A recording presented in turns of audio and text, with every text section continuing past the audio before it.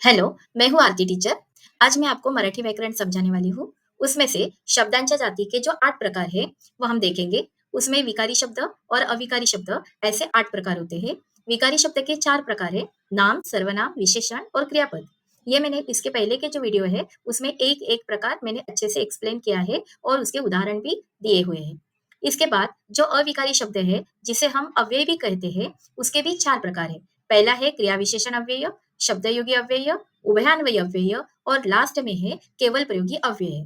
उसके तीनों प्रकार यानी क्रिया विशेषण अव्यय, शब्दयोगी अव्यय, उभयान्वयी अव्यय, इसके पहले के जो वीडियो थे उसमें मैंने उदाहरण के साथ यानी एग्जाम्पल के साथ अच्छे से समझा के बनाए हुए हैं। आपको समझो इस व्याकरण के बारे में और कुछ जानकारी चाहिए तो आप उस वीडियो को देख सकते हो। अभी जो अपना शब्दांच्या जाति का जो लास्ट प्रकार है, जिसे हम केवल प्रयोगी अव्यय कहते हैं, वह आज हम समझ लेंगे। अभी केवल प्रयोगी अव्यय यानी क्या आहे? तो केवल प्रयोगी अव्यय म्हणजे आपल्या मनातील तीव्र भावना व्यक्त करण्यासाठी आपण जे शब्दप्रयोग करतो, ते शब्द जे उद्गारवाचक शब्दांच्या सहाय्याने वापरले जातात, त्यांनाच आपण केवल प्रयोगी अव्यय असे म्हणू शकतो। अभी इसका मतलब क्या है?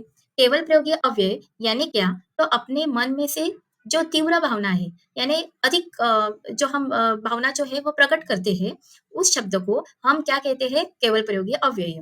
और उस शब्द के बाद तुरंत क्या आता है? उद्गारवाचक चिन्ह आता है।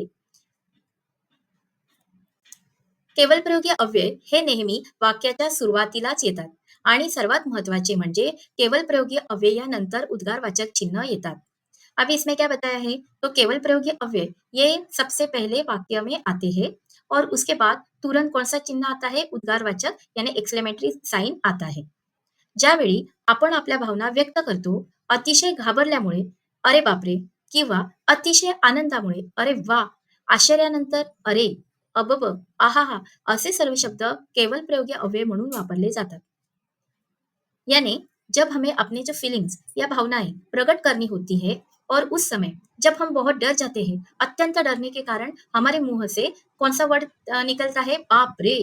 या बहुत खुशी होती है, कुछ अच्छा कुछ हम कर लेते हैं और हमारे मुंह से शब्द आता है वाह! और जब हम एकदम अचरज में पड़ जाते हैं, सरप्राइज होते हैं और हम कहते हैं अरे! अबब! आहाहा! ये शब्द जब यूज़ करते हैं, तो ऐसे जो शब्द है उन्हें कहा जाता है केवल प्रयोगी अव्यय। तोंडाद्वारे अचानक व सहज उच्चारल्या जाणाऱ्या भावनावाचक शब्दाला केवल प्रयोगी अव्यय असे म्हणतात। हमारे मुंह से जो अचानक यानी हमें पता भी नहीं होता है और हम न सोचे न समझे हमारे मुंह से ऐसे कुछ वर्ड्स तैयार होते हैं और निकलते हैं, अरे! आहा!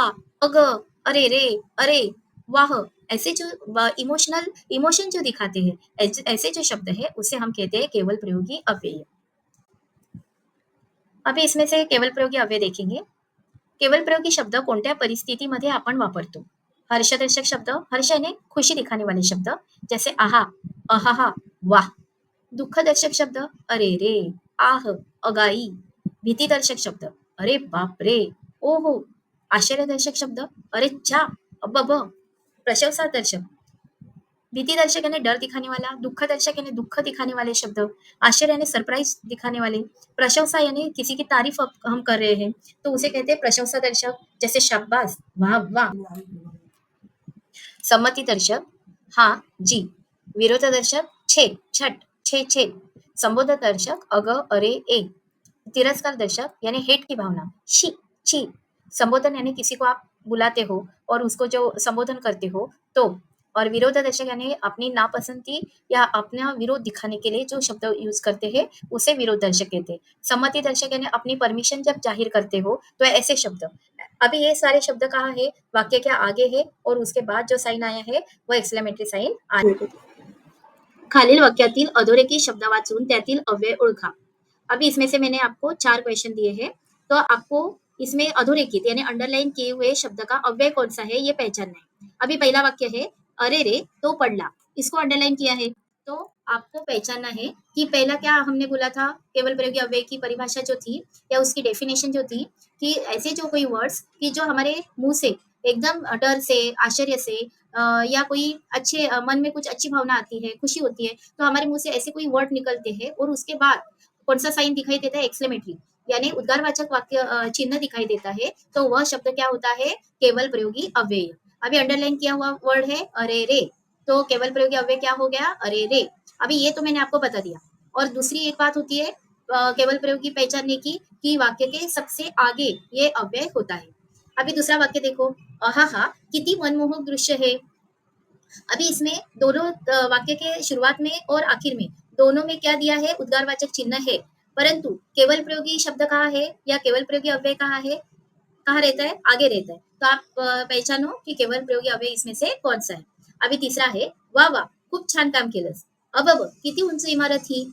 अभी अबब यानी जब हम किसी चीज़ को काउंट नहीं कर सकते या उसकी गिनती नहीं कर सकते या उसका नाप हम नहीं ले सकते, मेजरमेंट नहीं ले सकते, तब हमारे मुँह से हम शब्द आता है, सरप्राइज़ हम हो जाते हैं तब अबब. अभी इससे हमें क्या समझ में आ रहा है, की ज्यावेळी आपण आपल्या भावना व्यक्त करतो, अतिशय घाबरल्यामुळे, "अरे बापरे!" किंवा अतिशय आनंदामुळे, "अरे वाह!" आश्चर्यानंतर, "अरे! अबब! आहाहा!" असे सर्व शब्द केवळ प्रयोगी अव्यय म्हणून वापरले जातात.